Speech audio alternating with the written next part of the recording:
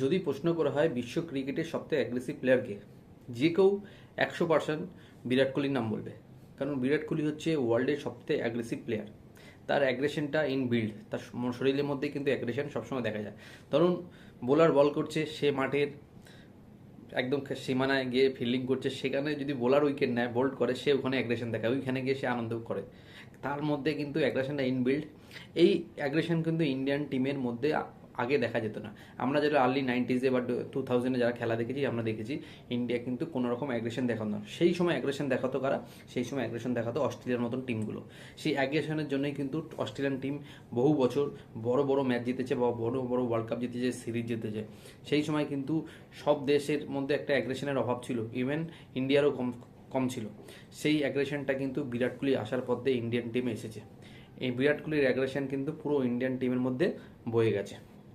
এই অ্যাগ্রেশনের জন্য পুরো বিশ্বকে বিরাট কোহলি মাথা খারাপ করে রেখেছে। এই অ্যাগ্রেশন, বিরাট কোহলির অ্যাগ্রেশনকে কিন্তু পুরো বিশ্বের যত বোলার, ব্যাটসম্যান, ফিল্ডার সবাই কিন্তু ভয় পায়। এখন যদি বর্তমানে সব থেকে অ্যাগ্রেসিভ টিম বলা হয়, সেটা হচ্ছে ইন্ডিয়া। সেই ইন্ডিয়ার অ্যাগ্রেসিভের জন্য কিন্তু বিশ্ব ক্রিকেটের মাথা খারাপ। কারণ ইন্ডিয়াকে স্লেজিং করা যাবে না, ইন্ডিয়ার পিছনে লাগা যাবে না। ইন্ডিয়া হচ্ছে সবসময় টিট ফর ট্যাট, আপনি যেমন দেবেন তেমন পাবেন। এই অ্যাগ্রেশনের কারণে বিরাট কোহলিকে নিয়ে যখন বিশ্ব ক্রিকেটের মাথা ব্যথা, সেই সময় বিরাট কোহলির সাথে সঙ্গ দিতে আসছেন সব থেকে অ্যাগ্রেসিভ কোচ, সেটা হচ্ছে গৌতম গম্ভীর।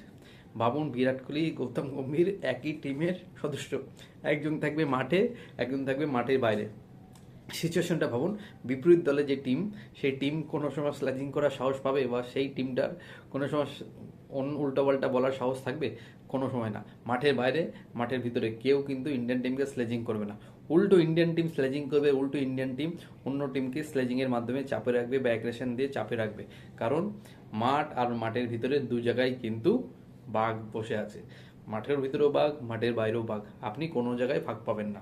মাঠে ভিতরে থাকবে বিরাট কোহলি, মাঠের বাইরে থাকবে গৌতম গম্ভীর। এই গৌতম গম্ভীর ছিলেন তার আমলের সবথেকে অ্যাগ্রেসিভ ক্রিকেটারদের মধ্যে একজন। সে পাকিস্তানের ক্রিকেটারদের তো সহ্যই করতে পারতেন না। আপনি অনেক ভিডিও পাবেন গৌতম গম্ভীর, যেখানে গৌতম গম্ভীর পাকিস্তান ক্রিকেটারদের সঙ্গে লড়াই করছে, ঝগড়া করছে। সে কোনো কথা ছাড় দিত না। কোনো ক্রিকেটার তাকে স্লেজিং করলে সে কিন্তু ছেড়ে কথা বলতো না। এমনকি অনেক সময় দেখা গেছে সে লড়াই করতে পর্যন্ত চলে গেছে। এরকম একটা মেন্টালিটির ক্রিকেটার হচ্ছে গৌতম গম্ভীর। বিশ্ব ক্রিকেটের মিডিয়ায় এখন দেখানো হচ্ছে বা ট্রেন্ডিংয়ে আছে যে গৌতম গম্ভীর ইন্ডিয়ান টিমের কোচ অ্যাপয়েন্ট হয়ে গেছে। সেই জন্য সবার মাথা খারাপ। এইবার টিমটার অ্যাগ্রেশন কোন জায়গায় পৌঁছাবে সেটা নিয়ে কিন্তু বিশ্ব ক্রিকেট এখন মাথা ব্যথা। বিশ্ব ক্রিকেট জানে যে গৌতম গম্ভীর আর বিরাট কোহলি আমাদের মাথা খারাপ করে দেবে। কারণ মাঠের ভিতর, মাঠের বাইরে কোনো জায়গাতে ছাড় দেবে না এখন।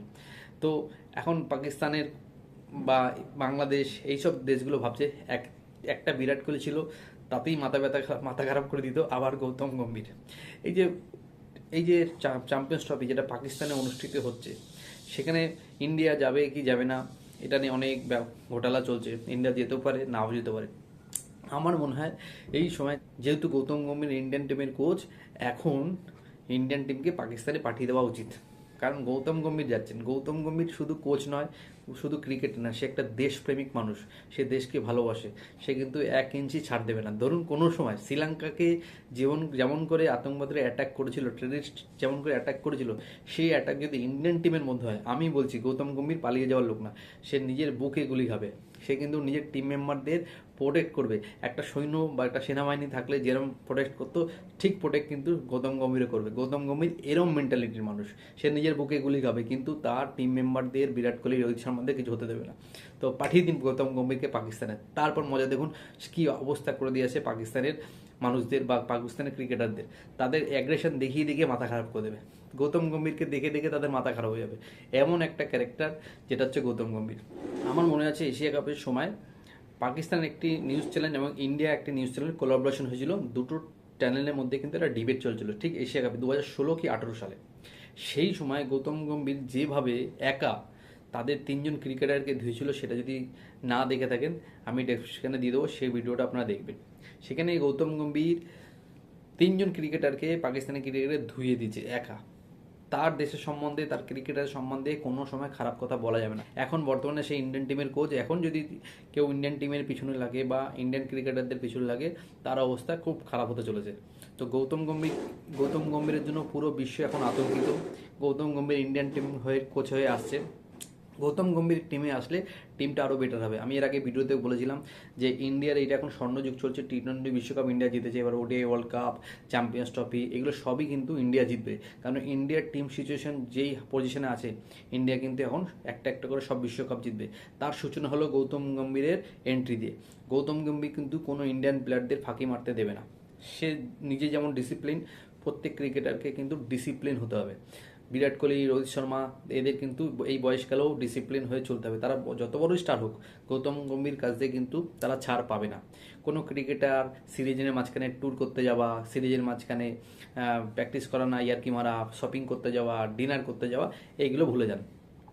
ঠিক এইগুলো ডিসিপ্লিনের মধ্যে গৌতম গম্ভীর নিয়ে এসে দেখবেন টিমটাকে আরও গ্রুম করবেন, আর টিমটাকে আগামী দিনে বড় বড় কাপ এনে দেবে। তো আমরা সবাই দেখতে চাই গৌতম গম্ভীর আগামী দিনে কী করে। আশা করবো গৌতম গম্ভীরের তত্ত্বাবধানে এই টিমটা আরও ভালো রেজাল্ট করবে। তো সবাই ভালো থাকবেন, গুড নাইট।